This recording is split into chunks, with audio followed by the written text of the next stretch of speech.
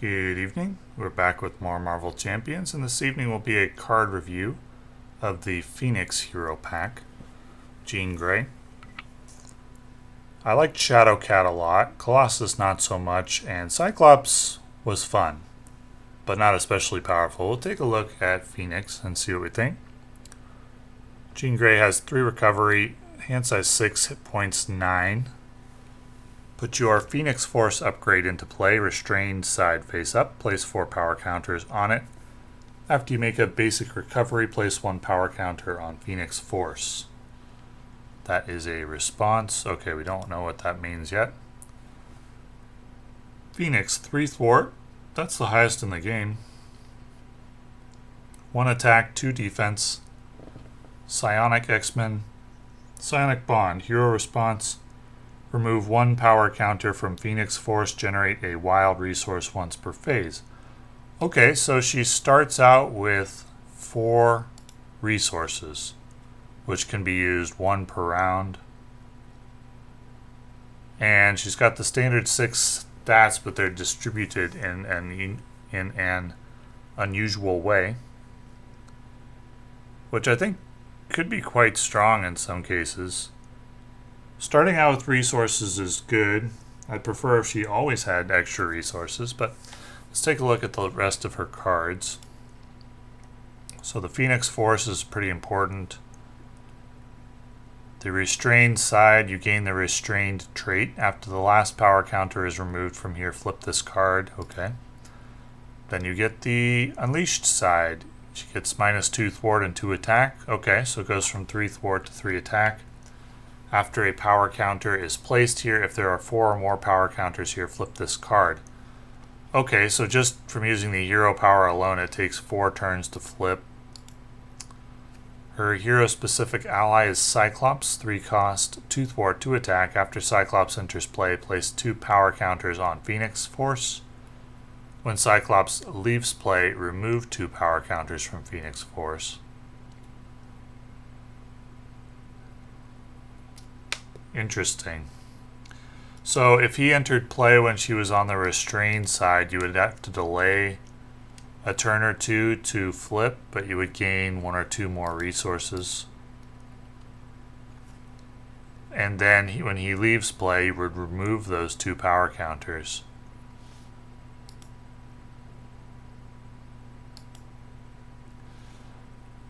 On the restrained side, that seems to be a net neutral. Doesn't seem very good at all to play Cyclops when Phoenix is on her restrained side. If she's on her unleashed side, then you could gain 2 counters and either... Well, no, you don't really want to flip. I think what you want to do is play Cyclops when she's on the unleashed side and then use those power counters for resources. And then when he leaves play, there would be no counters to remove, so you wouldn't have to do that part, and you would have essentially gotten a 1-cost ally with 2 thwart, 2 attack, and 3 health, which would be quite good. But if you draw him early, I don't think he's that good. If you're still restrained, I don't think he's very good. I think you have to be unleashed for this ally to be any good. But when you are unleashed, he's quite good. Interesting that thematically that they would make Cyclops powerful only when Phoenix is unleashed. I would have thought the inverse would be true. But I guess I'm not that wise in the comic book storylines. Or that knowledgeable in the comic book storylines. Anyway, White Hot Room, 2 cost support. Location, Phoenix, alter ego action, exhaust to place 1 power counter. Or heal 2 damage. Okay, healing 2 damage is nice, but at 2 cost, this alter ego support probably doesn't get played very much. Alter ego supports in general don't get played very much in solo. Phoenix Suit, 2 cost upgrade. Phoenix gains the aerial trait. While you have restrained, you gain steady. While you have unleashed, you gain retaliate. That is expensive for that. Retaliate 1, essentially similar if not identical to electrostatic armor in a lot of cases. And that card only costs 1. The steady trait has almost... It's not a lot of value for steady. I don't think I'd pay more than 1 cost for that. So I think this card costs too much. I think it should cost 1. I'd like it at 1 cost. At 2 cost, I really don't think I'd play this that much. I don't think it's worth 2 to gain the Retaliate. I don't think it's worth 2 to gain the Steady. I don't think it's worth 2 to have the versatility between the two. Unless there's major benefits from being aerial, I don't think Phoenix Suit gets played much. I think this card is too expensive.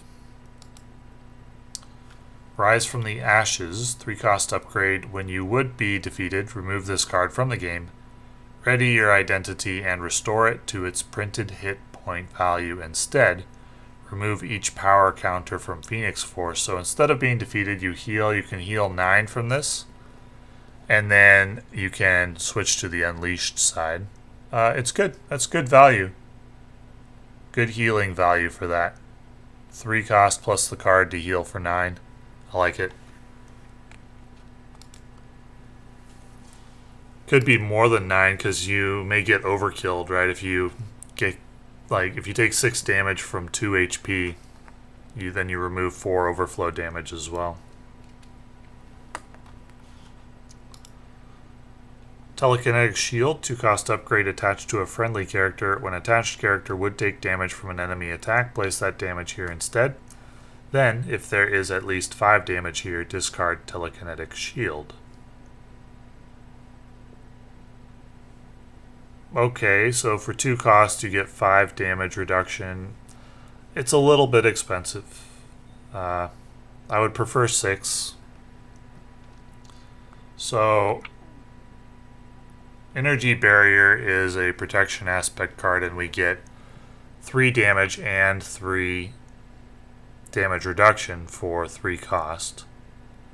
Here for 1 less, so that's like 6 in value for 3 cost. Here for 1 less, we get 5 instead of 6. It's like slightly better, slightly more efficient than an Energy Barrier. Attached to a friendly character, so you can attach this to Phoenix, which is probably what you do most often. It's okay. It's okay. It's a little bit less efficient than I would like, but it's okay. It's in line with the typical value you'd see from damage reduction or from threat removal. It's okay. Mental Paralysis, 2 cost upgrade, hero form only attached to a non-elite minion. Attached minion cannot activate. After you flip to alter ego form, discard this card. Oh, interesting. So you basically just paralyze a minion, and you can leave it forever if you never switch to alter ego. If you do, you have to take out the minion first, or you'll discard this card, and the minion will not be paralyzed anymore. Is it worth 2 cost to take out a minion? Well, it depends on the minion. Like if we've got Wolverine on the table and he just needs a single basic attack to take out a minion for 3 damage. He does 3 damage, he takes it out. Or if you can take out a minion with a single basic attack of your hero. A single basic attack from your hero is not worth 2 cost and a card. That's very expensive for that. It would have to be a pretty hefty minion for this to be good. It would have to be like... It would have to be like a 6 HP minion at least. So if you have occasion to take out a 6 HP minion and it's only non-elite, there aren't that many non-elite minions with 6 HP or more. There are some in the harder scenarios, but not that many. So this is a card that's not going to be very good in the very easy scenarios with 2 HP minions. But against some of the very difficult scenarios with high HP minions, this will be pretty good.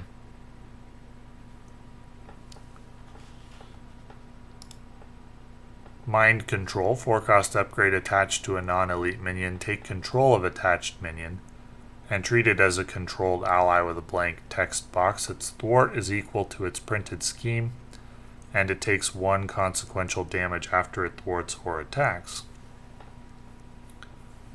Well, how much would you need to get out of that? Let's say you did it to a 6 HP minion with 2 attack. You could gain 10 damage, 16. Yeah, this is in the right scenario against a high enough HP minion. This is incredible. Let's say you did it to a 4 HP minion with 2 attack. I think the minimum for good value would be like 5 HP. I think 4 HP is okay. If you did it to mind control to 4 HP minion, it's okay. Nothing spectacular, but it's okay. 5 is good. 6 would be exceptional. So once again, Phoenix kind of scales up against the harder scenarios and scales down against the easier ones. That's what you want. You don't want the opposite, where a hero gets better against worse scenarios. That's like what Star-Lord does, because more and more encounter cards coming in, that has less value against an easier scenario with easier encounter cards. But Phoenix scales up with the harder scenarios, which is good. Telekinetic Attack, 3-cost event. Deal 7 damage to an enemy if you have the Unleashed trait. This attack deals 2 additional damage and gains overkill. Okay, this is the first time we've seen a reference in her cards to Unleashed or Restrained, except for the Phoenix suit.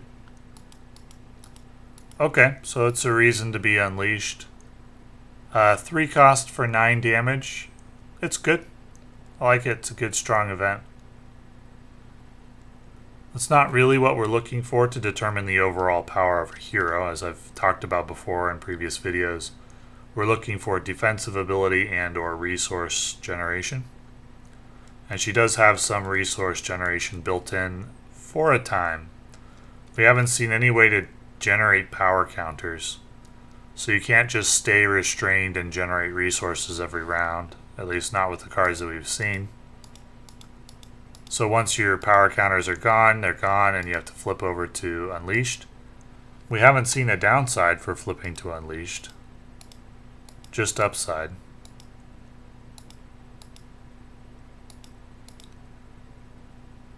But we'll see. Psychic Blast, 2-cost event, deal 4 damage to the villain. If you have the Unleashed trait, deal 4 damage to each minion engaged with you. Okay. If you can just damage 1 minion with this, if you're Unleashed, that's really good. That's really strong value.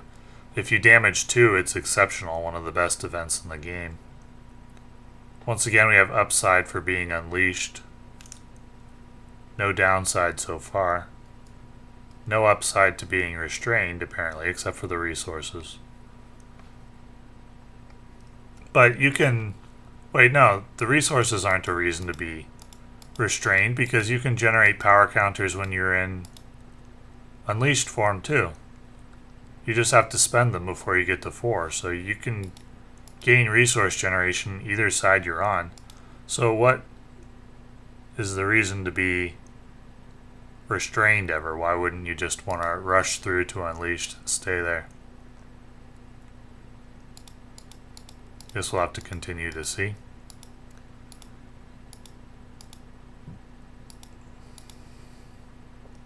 Telepathic Trickery, 2-cost event. Remove 4 threat from a scheme if you have the Unleashed trait, stun and confuse an enemy. Exceptional value, really, really good value for this card if you are Unleashed. One of the best value events in the game if you're Unleashed. And we get 2 of those. That's really good. Phoenix Firebird, 1-cost event. Choose. Remove 1 power counter from Phoenix Force and ready Phoenix. So 1 resource to ready. Okay, that's fine. Or place 2 power counters on Phoenix. So you convert your 1 cost plus your card, plus this card into 2 resources.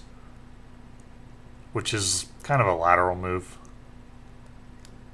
So probably more often it's going to be used to ready Phoenix. But this is the only way to actually gain power counters that we've seen from Phoenix. And that's it. Wait, what? That can't be it. What is the downside to being unleashed? That doesn't make sense. The way I see it, you want to just rush through to Unleashed as fast as you can. Of course, there's no way to actually remove power counters except by just spending them as resources. So you want to do that as soon as you can, flip to Unleashed and never go back. That can't be right, though. That's not thematic.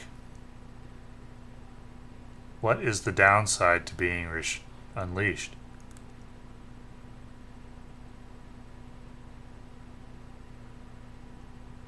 That is odd. I'm gonna look that up.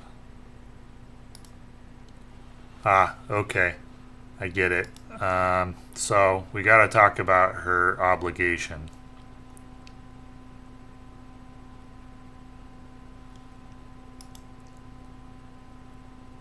So, when revealed, Burning Hunger, if you have the Unleashed trait, search the encounter deck, discard pile, and set aside area for Dark Phoenix and reveal her. Then remove Burning Hunger from the game. If you have the Restrained trait, remove 1 power counter from Phoenix Force and this card gains Surge. Discard this card. Dark Phoenix, 2 scheme, 2 attack, 12 health. Steady, toughness, villainous. When Dark Phoenix schemes, place that threat on Consume the World if able. When revealed, search the encounter deck, discard pile, and set aside area for Consume the World and reveal it. Consume the World while there is no threat here.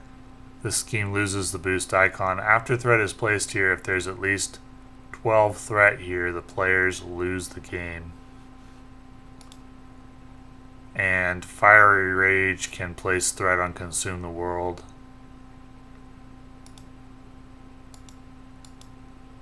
That is a ferocious obligation and nemesis. Do you just lose if Dark Phoenix comes out? In solo, I think you do. In multiplayer, maybe you can deal with this, but 2 scheme, 2 attack with steady, toughness, and villainous is basically a second boss. So in solo, it seems like you probably just lose. So that's interesting. So you have all benefit and no downside to being unleashed, but if your obligation comes up, you lose. I don't know if I like that. That's gonna feel pretty bad to have that happen in solo.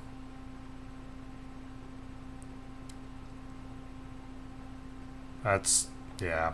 I don't know if that is going to be that much fun. Is this hero strong? Well, she's got resource generation up front with the 4 resources. But after turn 4, do I think she's strong? No, not really. Not really. She has no additional resource generation or card draw. Mental Paralysis and Mind Control seem like fun cards, but often not good. She's got a couple of strong events, but that's not what we're looking for a hero to be very strong. Looking for strong defensive abilities and or resource generation. So she gets like a nice boost early in the game. And then after that, I think she has to win quickly is kind of the idea. I don't think it's very strong. This is likely to be another middle tier hero, I think. Let's take a look at her aspect cards that come with her. Banshee, 4 cost ally, 2 thwart, 2 attack, After Banshee thwarts confuse a minion.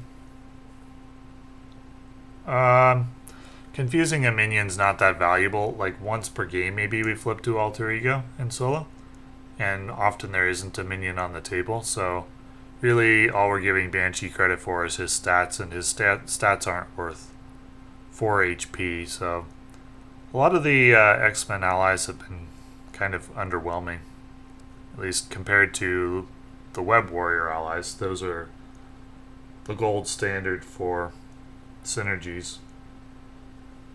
The Web Warrior cards. Marvel Girl. 3 cost ally, 2 thwart, 1 attack, 3 health. When Marvel Girl attacks a minion, remove X threat from the main scheme where X is that minion's printed scheme. Okay. So you'd need to get like 4 in threat removal from this card to be good. You could do that, but she might sit around on the table for a while waiting for that to happen. If you just use her to thwart twice and then you jump block, she's a little bit weak for her cost. So I think you can make this good. Not exceptional, but good. But you have to wait around for a 2 thwart or a 2 scheme minion and then attack it twice for 1 damage in and get the thwart, and then you will have gotten pretty decent value out of Marvel Girl. But nothing exceptional. Mission training attached to an X-Men ally, max 1 training upgrade per ally. Attached ally gets +1 thwart and 2 hit points. Great. It's another high value upgrade. Definitely good value. Definitely would run it in an X-Men deck if I was running Justice. This is good. Auto include. Almost all of the training upgrades have been auto includes. And it's nice to see some good ally upgrades. Psychic Manipulation. 3 cost event. Play only if your identity has the psionic trait. When the villain schemes, this activation removes threat instead of placing it. That's interesting. Well, you need to get like 8 threat removal for this to be really good value. Like 6 would put it in line with other Justice cards, roughly. That's... Well, if instead of gaining 4 threat, you removed 4 threat, then you will have gotten very good value for this. However, it's not easy to be in a situation where you would both have to place 4 threat and remove, and there actually is 4 threat on the scheme to remove. That isn't that common. But in that situation, this is quite good. This is like a big bomb for threat prevention and removal. It kind of uses up your whole turn. You'll be interrupting for 3 resources and you'll basically have 1 card left in your hand, so that gives up a turn where you're not really going to do anything. But it is possible to get good value out of this without too much trouble. Would I play it?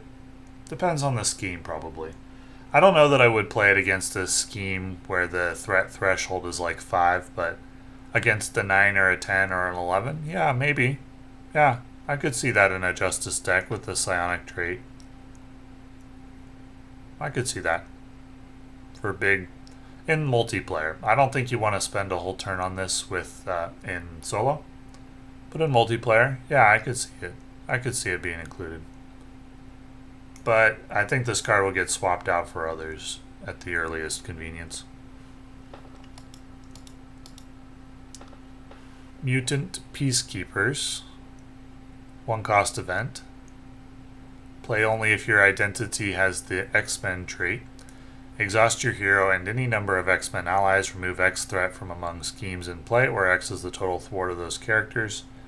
It's a good card for giving a use to allies which are maxed out on their consequential damage and are just waiting around to die to the boss.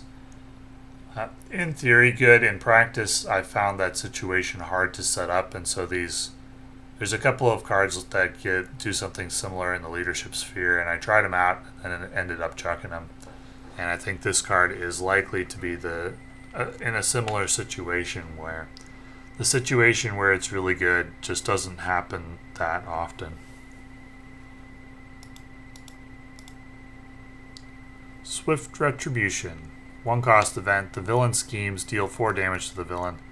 I really haven't liked any of these cards in the past where the villain schemes, or you have to reveal a side scheme, or you have to reveal a minion in order to gain a benefit. They've all been too much downside for the upside for my taste to consider it worth it, with the possible exception of the Spider Ham, hero-specific card, which is Petulant Pig. That card is good, but apart from that, I haven't really liked any of this style of card. And this one's no different. I don't think the villain schemes in exchange for 4 damage is worth it. I mean, 4 damage has a value of like 1 resource for me. So if we could just pay 1 for 4, that's like kind of a card I would expect out of Aggression. This one is 1 for 4, but you have to have the villain scheme as well. I think that's a stiff price, and I think the reason for that is because it's an off aspect card.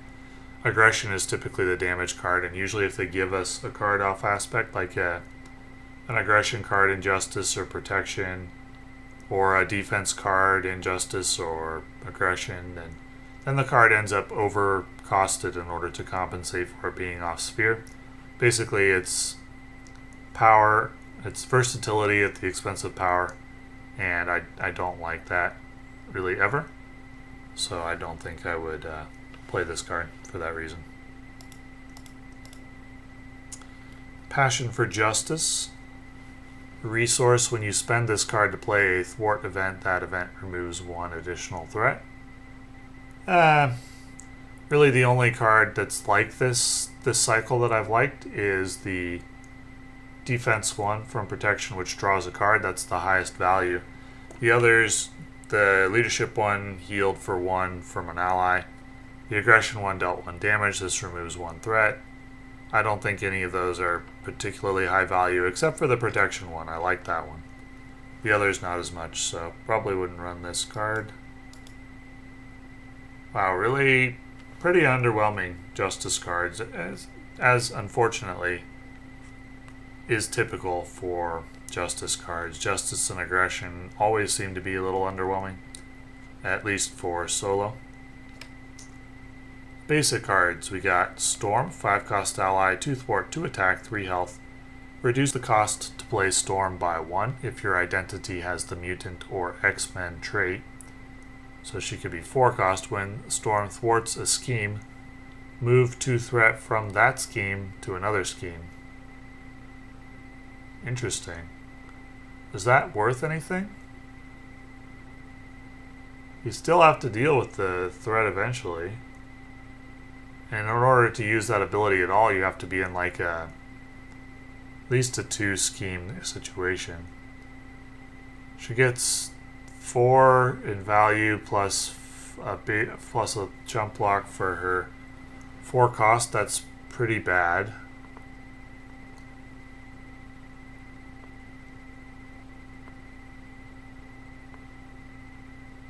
So she needs to get value out of that ability in order to be good. I'd say she needs at least 4 in value from that ability, and when you're just moving threat around, you're not eliminating it. I don't really think you gain value at all. This card seems pretty bad. I don't think I'd play it even in an X-Men deck. Cerebro, 1 cost support, play only if your identity has the Mutant trait. Alter Ego action, exhaust Cerebro. Search the top 5 cards of your deck for an X-Men ally. Shuffle your whole deck instead if you control a psionic character, and add that ally to your hand. So it's basically a draw a card. It's a draw a specific card for 1 cost, but it is an Alter Ego action, and we would need to use it twice to be good, and we really don't want to be in Alter Ego twice in a game. Once if we can get away with it. 0 times is even better.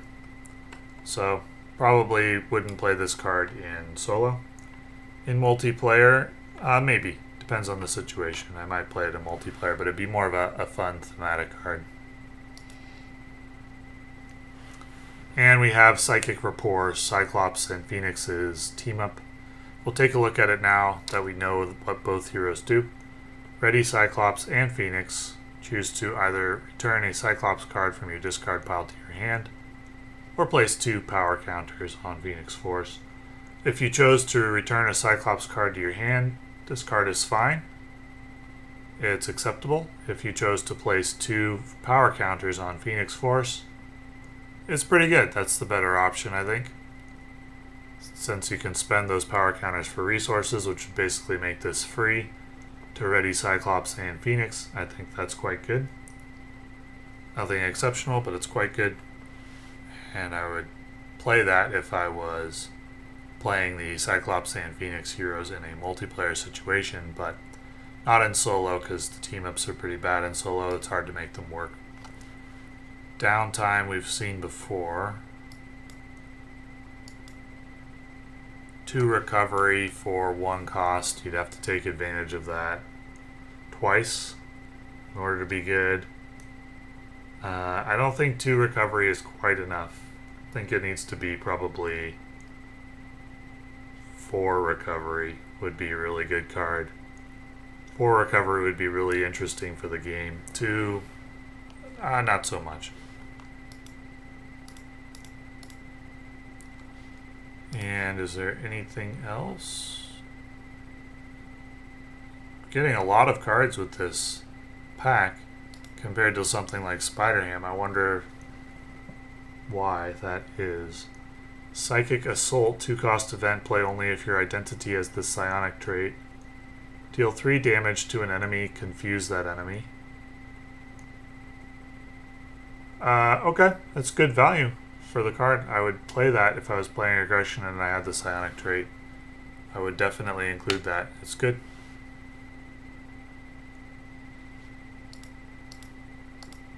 Psionic or Psychic Misdirection, 2 cost event, play only if your identity has the psionic trait.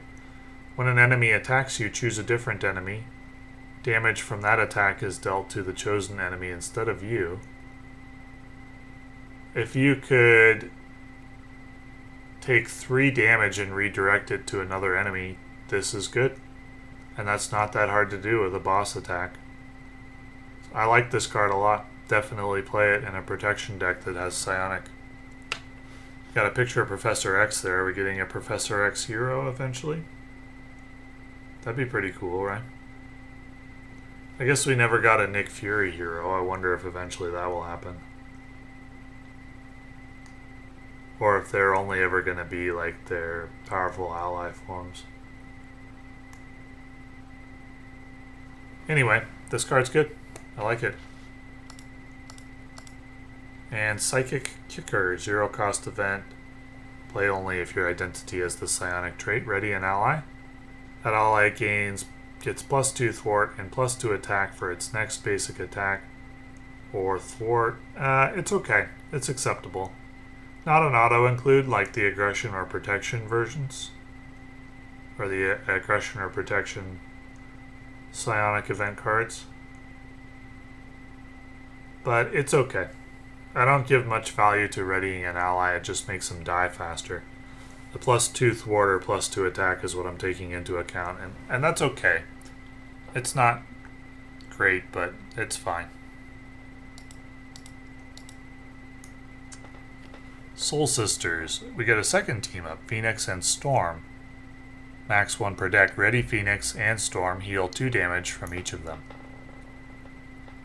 Good value for 1 cost. I would play it if I was playing Phoenix and Storm heroes, but not in solo. Because it just doesn't seem to work that well in solo. Is that everything? That is everything. Overall, I think we're looking at a hero that's decent for the first 4 turns, but not that good after that. And with the caveat that if Dark Phoenix comes into play in solo, it's like an auto loss, so I mean, that happens quite often, it seems to me, that the Nemesis comes into play, and that's not going to feel good. I think this hero is not going to be that much fun to play in solo. and isn't going to be that powerful. It's not weak, but she'll be like a middle tier hero, and sporadically be pretty unfun to play when you instant lose against Dark Phoenix. Maybe more fun in multiplayer when you'll have teammates to help deal with Dark Phoenix, because she doesn't scale up with the number of players. So she'll be easier and easier to deal with the more players you have in the game. And that may be Phoenix's niche, is multiplayer or fun thematic decks with the other X-Men. That would perhaps be the reason to get Phoenix, but otherwise, I can't really find a reason to recommend her for solo based on her power. It would be the theming or the fun of the cards would be the reason, and probably her most fun cards would be like Mental Paralysis or Mind Control. Anyway, thank you for watching. And in the next video, we will certainly test out Phoenix and see how she does.